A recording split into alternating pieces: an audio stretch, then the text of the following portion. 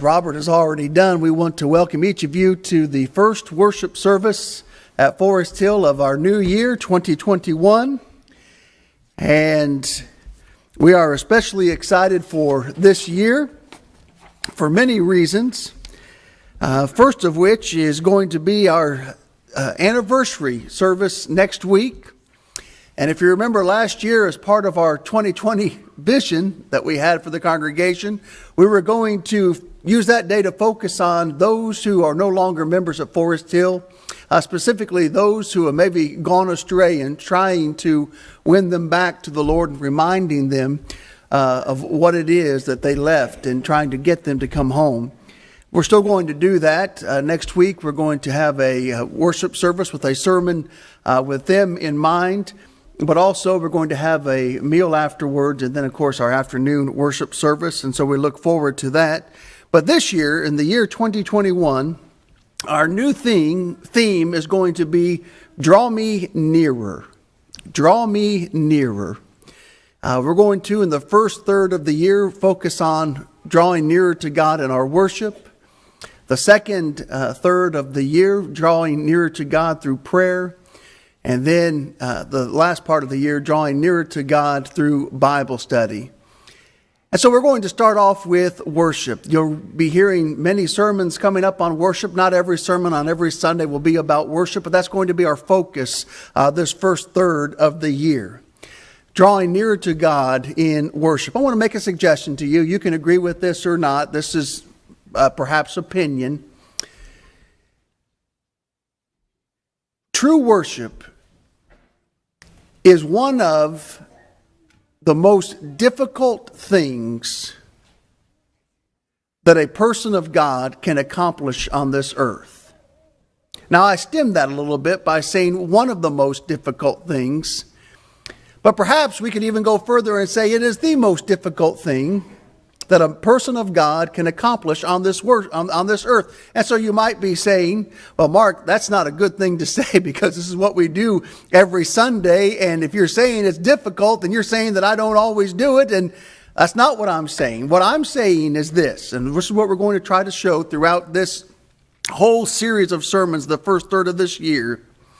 You have to try to worship. You have to attempt, you have to do something, you have to have a right mindset in order to achieve true biblical worship. But now let me say this. It is the most beautiful thing that you can accomplish on this earth. The most beautiful thing. And the ramifications of what happens in true worship is the most beautiful thing that you can accomplish on this earth. Difficult, but beautiful. And in some ways, I'm glad that it's difficult, because what great thing have you ever accomplished that was easy to do? Wouldn't you say that most of the things that you've accomplished in life that have been great were also difficult? And so true worship, though difficult, is beautiful, and it is something that you can do with some effort anytime you choose to do it. Here are the difficulties. The two difficulties is a 2-point lesson. Number one, the nature of our worship makes true worship difficult to achieve. And then number two, the nature of the world makes true worship difficult to achieve. Number one, let's look and see the nature of worship. That's one of the difficulties in it, is the nature of New Testament worship. And in order to do this, I want to make a comparison and show you how in some ways it would have been easier in the Old Testament. Now, let me say that. In some ways, it would have been easier to achieve true worship in the Old Testament. And here's why. In the Old Testament, they saw. Their worship was not just spiritual, it was also visual. It was something that they could see. What is it that they were seeing? They absolutely saw the holy presence of God. Now think about that. In the Old Testament, at times in their worship, they actually literally saw the holy presence of God. Not God himself, but they knew that a certain thing happened that showed that God was present with them in their worship. Look at 2 Chronicles chapter 7, verse 3. Some of these will be on the screen. Some of these will open up to together. But 2 Chronicles chapter 7, verse 3, when all of the children of Israel saw the fire came down and the glory of the Lord on the temple, they bowed their faces to the ground on the pavement and worshiped and praised the Lord, saying, for he is good, for his mercy endures forever. Now imagine that. If we would have all been assembled out here today and we were just kind of mulling around a little bit, talking a little bit before the worship service, and we didn't go exactly by the clock, and Jeremy's wondering, when should I get up there to lead the first song? Just whenever. And then fire comes down. And what would Jeremy do? It's time to start. And what would the rest of you do? It's time to join in, right? They saw the presence of God. And watch what they did. When they knew that he was there, they bowed on the ground to the pavement and they worshiped and praised. Why? Because God was there. Exodus chapter 33, verse 10, all the people saw the pillar of cloud standing at the tabernacle door, and the people rose and worshiped each man in his tent door. God is here. He's present. What should that cause us to do? It should cause us to humbly praise and worship the mighty name of Jehovah God. They saw the presence of the Lord. Number two, in the Old Testament, they also literally saw the high price for sin. In Leviticus chapter 4, verses 32 and 33, if he brings a lamb as his sin offering, he shall bring a female without blemish. Then he shall lay his hand on the head of the sin offering and kill it as a sin offering at the place where they killed the burnt offering. This was part of their worship now. And so every time they worshiped, they were reminded of the high price of sin. Imagine laying your hands on a lamb and then watching it be butchered, be slaughtered right before you because of the sin that you committed. Would you be reminded? Boy, there was a high price to pay for sin. Because I did something, this innocent lamb is having to die. And worship reminded them of that. Again, that should drive a person to his knees when they saw that. And then number three, they saw the holy presence of God. They saw the high price of sin. And they also saw the heavy punishment for trespass. The heavy punishment of trespass. And this is what I want us to look at together. Leviticus chapter 10. And I'm sure this is one that most of us probably are familiar with. Nadab and Abihu. This is one of the probably most famous to show the point that I'm trying to make. But before we look at Leviticus chapter 10, verses 1 and 2, back up to chapter 9. You know, it's always an interesting study when you're going to read your favorite verse. Just read the verses before and read the verses after, and that adds so much meaning to the text. Let's just back up a couple verses to the previous chapter. Chapter 9, verse 23. And Moses and Aaron went into the tabernacle of meeting, and came out and blessed the people. Then the glory of the Lord appeared to all the people. There it is again. And watch what they did. And fire came out from before the Lord and consumed the burnt offering and the fat on the altar. When all the people saw it, watch what they did. They shouted and fell on their faces. So they had prepared the sacrifice just as God had commanded. And to show his approval, on this instant, fire came down, and the offering that they had prepared, God consumed it with fire from heaven. And when they saw it, they hit the ground. They do that a lot in the Old Testament when the presence of God is there. And then watch this one. Now Leviticus chapter 10, verses 1 and 2. Nadab and Abihu, the sons of Aaron, each took his censer and put fire in it, put incense on it, and offered profane fire. King James says strange fire. Profane fire before the Lord, which he had not commanded. So now watch verse 2. So fire went out from the Lord and devoured not the offering, but devoured them. Devoured them. And they died before the Lord. So imagine you went to one worship service. You saw the sacrifice prepared. Fire came down from heaven. it consumed the sacrifice. And so next time you're looking over there at the altar of sacrifice, and this time you see fire coming. Watch, kids, this is going to be good. Watch. But instead of going to the sacrifice, you know what? Nadab and Abihu did something different than they hadn't done before. It's something small, probably not that big of a deal. Watch, kids, look over here at the altar. But instead of the fire going to the altar this time, it goes to Nadab and Abihu. You see, when they worshiped incorrectly, when they did something that God did not command them, there was a heavy punishment for their trespassing. Do you know how many fewer false teachers there would be? If God still did this today, my sermons would probably be about 2 minutes, because I would want to make sure every single thing I say, I don't want to get burnt before everybody in the building. Let me rephrase it. I don't want to get burnt, period. The fact that you're here really doesn't matter to me. But they saw that in the Old Testament. Now, why is all that there? Just for interesting story reading time? Or is it there for a purpose? In the New Testament, watch this phrase. As we look at their worship in the Old Testament, it makes our worship more visual as well. Listen, what was true then regarding worship is true today regarding worship. For example, in the New Testament, God is still present. And I know that we use this passage when we talk about withdrawing from people. That was the context of it in Matthew chapter 18.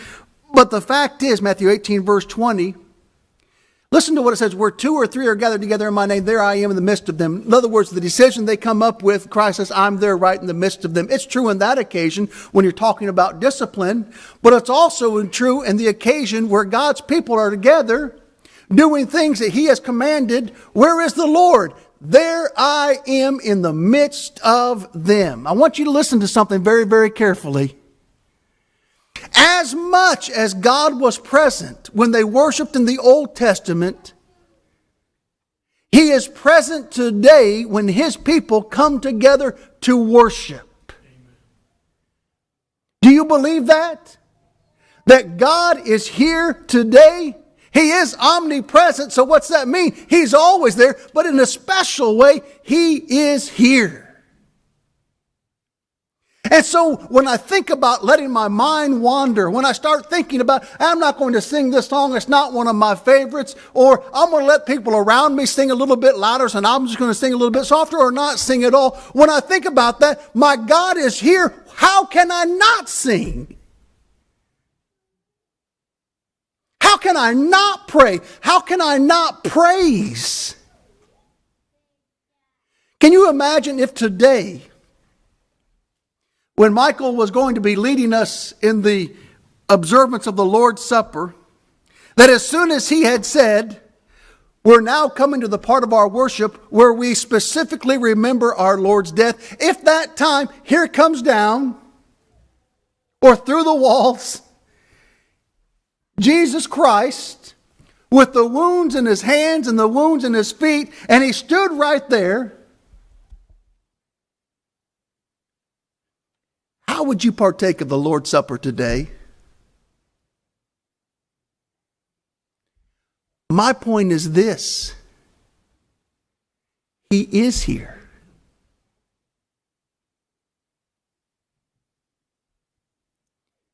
So I don't approach that with any other way than extreme reverence.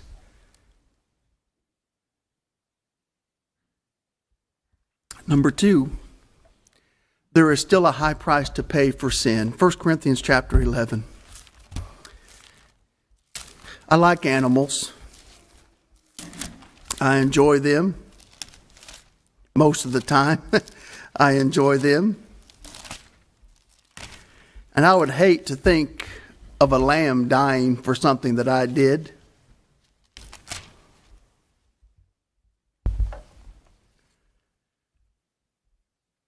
But what died for us to be able to do what we're doing today? Look at 1 Corinthians. Remember what I said. Their Old Testament worship helped make ours more visual. So what they saw, we can see. 1 Corinthians chapter 11, verses 26 through 27. Listen to these words. For as often as you eat this bread and drink this cup, you proclaim the Lord's death till he comes. Therefore, whoever eats this bread or drinks this cup of the Lord in an unworthy manner will be guilty of the body and blood of the Lord. Look at Matthew chapter 26. And I realize we read this passage a lot, especially right before we partake of the Lord's Supper. And sometimes we think, oh, I know what that verse says. I don't even have to listen to it. But listen to it now.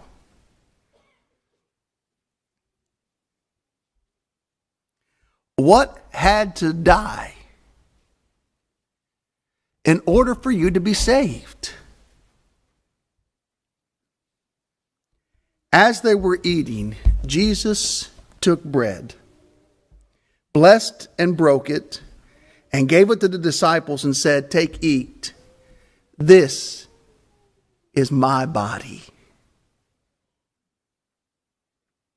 Then he took the cup and gave thanks and gave it to them, saying, "Drink from it, all of you, for this is my blood, which is shed for many for the remission of sins."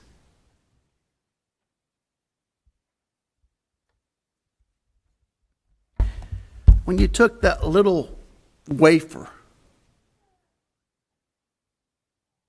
and you looked at it, what should that be reminding me of? My Lord's lifeless body hanging there on the tree. And this is what I love about New Testament worship. God is so good to us that in the Old Testament, theirs was very literal in many ways. But in the New Testament, so was ours. Because what did I do with that little tasteless cracker? I put it into my mouth, I chewed it and swallowed it, and it became a part of me. And then that little cup of grape juice, when it was passed around, we took it out of the tray and we looked at it, and what does that represent? What should it remind us of? And it's the perfect color and everything. The blood that was shed for me. Then again, God says, to help you remember this is what I'm going to have you do until I send my son back again. You take that and you ingest it, you swallow it, and it becomes a part of you. That worship should remind us of the cost of our sin, the body and the blood of my Lord. If a little lamb does something for you, what should the Lamb of God do for us? There was a high price paid, listen, for your sin.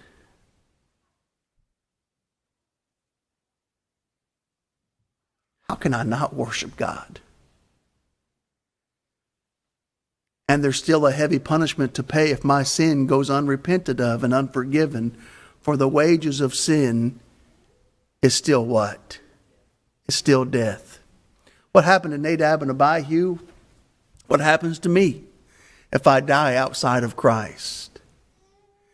But go back to point 2 and remember, I don't have to because of the price that was paid for my sins. How can I not worship God when those 3 things are just as true as they've ever been? Our God is present. He paid a high price. And if I don't do it His way, there's a heavy punishment. The nature of our worship. Once I get that and remember it, how can I not worship God? The nature of this world is our second difficulty. our obstacle to overcome. Not impossibility, but that second obstacle to overcome when worshiping is the nature of the world. Here's our challenge. Christian, we are striving to live holy in a filthy, filthy, filthy, filthy world. And it's not just because we're in the year 2021 that it's been filthy. It's been filthy since the day Adam and Eve sinned, and it's just gotten filthier as we've gone. And we're trying to live holy in a filthy, filthy world. Listen to what God says. Draw near to God, and He will draw near to you. Cleanse your hands, you sinners, and purify your hearts, you double-minded. Let me show you an illustration from the book of Isaiah, and of one who understood this. And here's our feeling as well. I know it is. Isaiah chapter 6, verse 5. You remember in the vision of God for Isaiah, when he was able to see of God on his throne, and he saw the train filled the entire temple. And this was his response. He says, "Woe is me, for I'm about to be undone." That word there is, I'm about to be destroyed. Because I am a man of unclean lips, listen, and I dwell in the midst of a people of unclean lips, for my eyes have seen the King, the Lord of hosts. I have no business being here in the presence of God. Why? Because I am a man of unclean lips, and I dwell among people of unclean lips, and who am I to be standing before the very throne of God?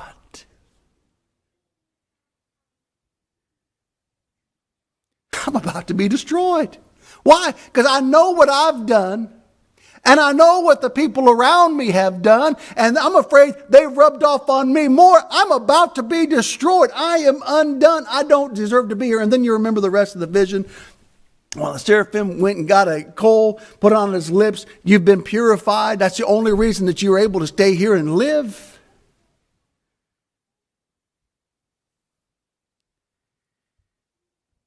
I'm about to be undone. You know, our mind, here's the challenge, is constantly recording images and words. And maybe it's just me, but it's probably not. Why is it that I have trouble remembering the important things and have no trouble remembering the insignificant? As I was getting the PowerPoint ready this morning and thinking about this point, I debated on sharing this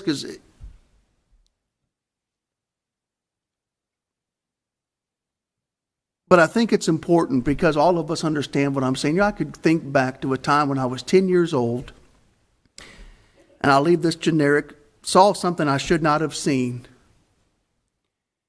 You know, if I try, I can concentrate, and I can bring that scene back up with very little effort. It's been a long time ago. But you probably can too. And that's a challenge, isn't it? All of these things that my mind has seen, that my mind has heard, the things that my mind has engaged in, it's been recording that. And here I come as a person who is undone, and I dwell among people who are undone. And so not only have I involved myself in sinful things, but I've been around people who have involved themselves in sinful things. And so can I just walk in here with no thought, no preparation, just waltz in and just pretend like none of that exists?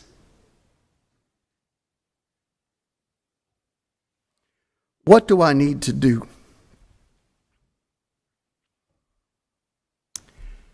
Take off your shoes, not literally. You remember when Moses saw the burning bush in the wilderness? He says, I will now stand aside and see this great thing, why the bush is burning, but it's not being consumed. And then a voice came from the bush and said, Moses, draw not nigh hither. Take off thy sandals from off thy feet. Why? For the place whereon thou standest is holy ground. Why? Because the Lord was there. In other words, Moses, don't approach me like you would just approach anybody else with those things on your mind, with the things of the other people rubbing off on you. You make a change before you come to me. And what's significant about the shoes? Wives, why do you make us men always take off our shoes when we come inside the house? Because everywhere we've been, a trace of that is on the bottom of our feet, right? Spiritually speaking, isn't that how we all are? Everywhere we've been in our lives, everything that we've done in our lives, we carry it around, as it were, on the sole of our feet, on the bottom of our shoes. And when we approach God in worship, we've got to concentrate and take off those shoes and approach God with the same attitude Isaiah had.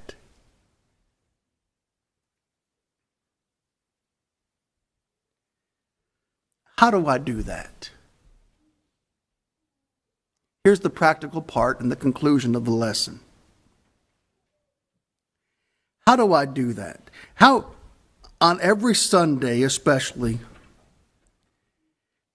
how can I make sure that when I come together with my brethren to worship God in spirit and in truth, how can I, Mark, if it truly is one of the most difficult things that I can do on this earth, yet one of the most beautiful things that I can do on this earth, how can I do that? Here's the word: prepare. Prepare to worship God. Do you think, I don't know if anybody around here watches any college football or not. Have you watched any bowl games? Did you see some of the bowl games where some teams looked like they were prepared and others looked like they were not? Do you think Alabama, when they got onto that field, said, hey, listen, fellas, game starts at 3 o'clock, whatever time it really was. Game starts at 3 o'clock. Get there about 5 till 3. Let's just run out there and we'll see what happens. You think that's what they did?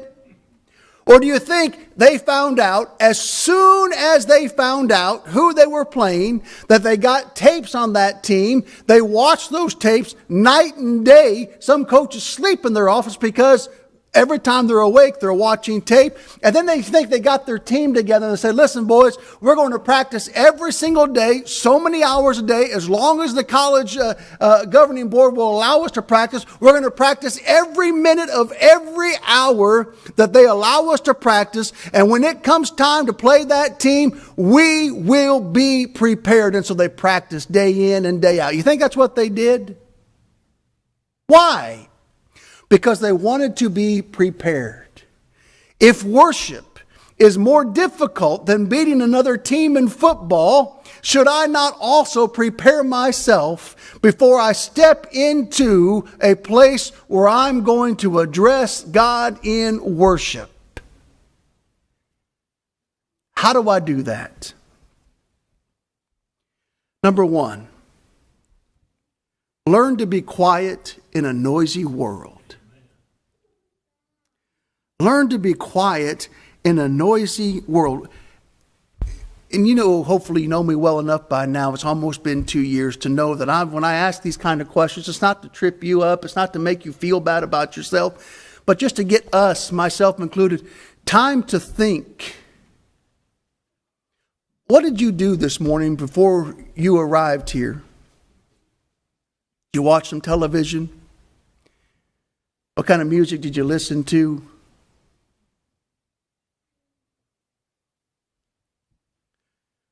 What about on Sunday mornings, before we come to worship, we take time, and boy, some of you with young children, I know this is more difficult. I know it. But if we take time, you know, here in a couple hours, I'm getting ready to go bow my knee to the God who made me, to the God who redeemed me with the gift of His own Son. I'm just going to spend some time reading about that, thinking about that, and just quieting down I have an idea. If you knew fire was going to come out from the Lord and consume a sacrifice or consume some people, it would be awfully quiet, wouldn't it?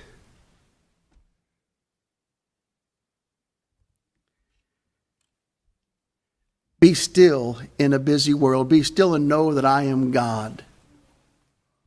Sunday mornings can be hectic. Here's some practical advice. Get everything that you can possibly get done on Sunday. Get it done on Saturday night. Write your check for the contribution. Decide what you're going to wear. As much as you can possibly get done in preparation for Sunday morning, get done on Saturday night so you can be still in a busy, busy world. Number 3, come hungry.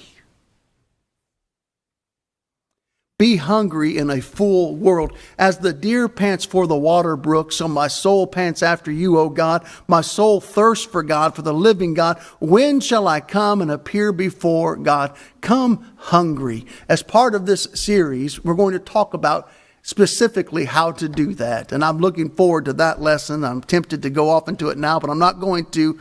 Come hungry. Be hungry in a full world. Long for God. Again, we're going to come back to that.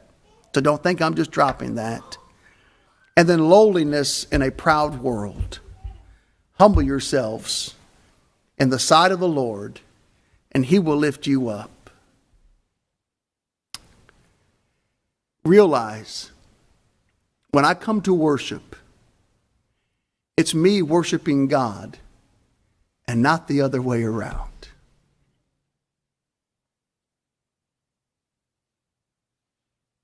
God loves to see what we're doing. He is so thrilled when worship is done. He appreciates it so much, He tells us about it. But listen carefully. He is the center of all of true worshipers' attention. It's not the song leader. It's not the preacher. It's not those that wait on the Lord's table. God is the reason we do it all.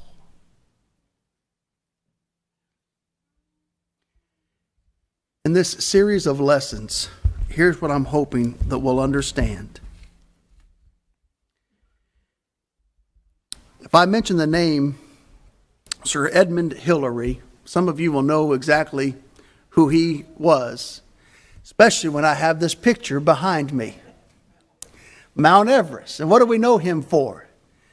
First one to climb it.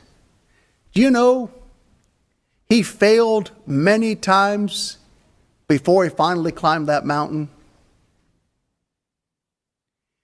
But this is what I read, and you can look this up, and it's an interesting story, that he would say each time he failed, he would get down, and a scene similar to this, he would look at that mountain, and he would say this: I will come again and conquer you, talking to Mount Everest, because as a mountain you can't grow, but as a human I can. This year, let each of us have this attitude: God,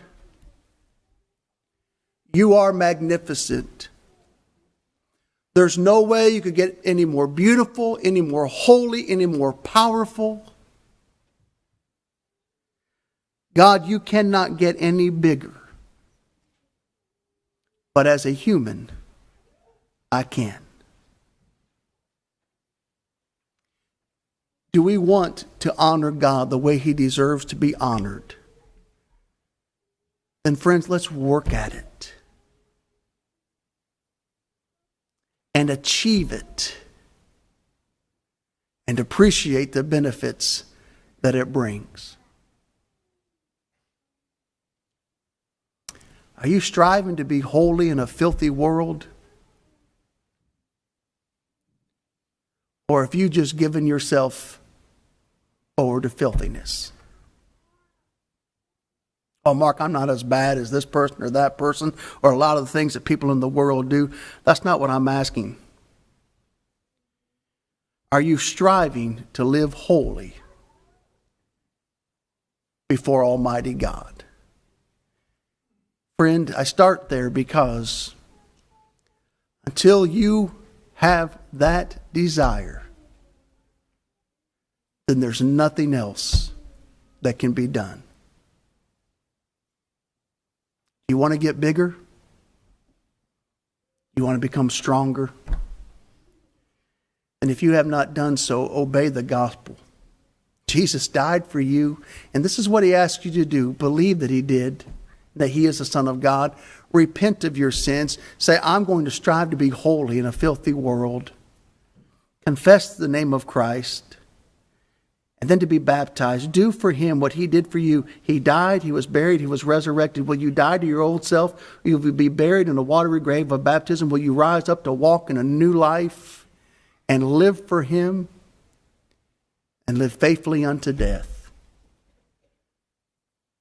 If you did at one time make that decision, but you've gone back into the world, you can do it. You can get bigger. You can become stronger. We'll pray with you and for you for that to happen. We'll ask God to forgive you a fresh start as we start this year. If we can help you in any way, come and have a seat on this front pew. We're going to sing an invitation song. We'll take care of your need while together we stand and sing this song.